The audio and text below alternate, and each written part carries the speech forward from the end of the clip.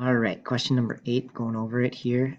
So a couple of things, I always draw a picture to really help me make sense of it. So we know that like D to E is root 30 inches. So I'm going to label that.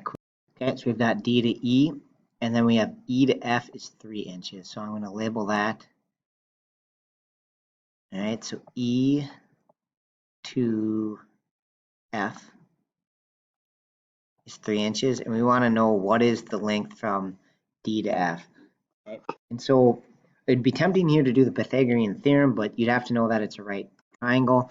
So I think the answer to this is we don't know, all right? And because we can imagine like D to F being one length, but these could pivot, right? We know nothing about the angles, so we can imagine this line staying as 3, but pivoting all over the place, making all sorts of different lengths for D to F, right? Even if you fix this at 3, again, there'd be a lot of triangles. Okay, so since we don't know any of the angles, we can't do Pythagorean theorem or anything like that. So I just think the answer ends up being you cannot determine it from this information.